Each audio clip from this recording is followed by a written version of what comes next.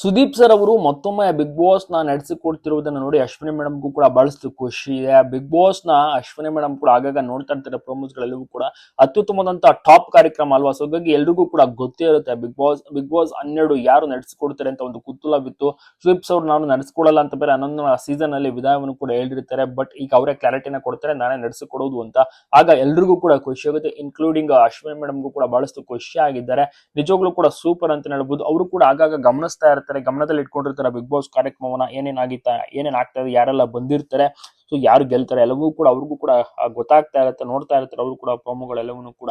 ಇದೀಗ ಸುದೀಪ್ ಸರ್ ಅವರೇ ಮತ್ತೊಮ್ಮೆ ಕಾರ್ಯಕ್ರಮ ನಡೆಸಿಕೊಡ್ತಿರುವುದು ಬಹಳಷ್ಟು ಜನರಿಗೂ ಕೂಡ ಖುಷಿ ಇದೆ. ತುಂಬಾನೇ ಅದ್ಭುತವಾದಂತ ಗುಡ್ ನ್ಯೂಸ್ ಇದಾಗಿರುತ್ತೆ. ನೀವು ಕೂಡ ಬಿಗ್ ಬಾಸ್ ನೋಡ್ತೀರಾ. ಸೊ ಇದೇ ಒಂದು ಅಕ್ಟೋಬರ್ ನಿಂದ ಬಿಗ್ ಬಾಸ್ ಕೂಡ ಸ್ಟಾರ್ಟ್ ಆಗುತ್ತೆ. ಯಾವೆಲ್ಲ ಕಂಟೆಸ್ಟೆಂಟ್ಸ್ ಗಳು ಬರ್ಬೋದು ಅಂತ ಜನರು ಕೂಡ ಲೆಕ್ಕಾಚಾರವನ್ನ ಶುರು ಮಾಡ್ಕೊಂಡಿದ್ದಾರೆ.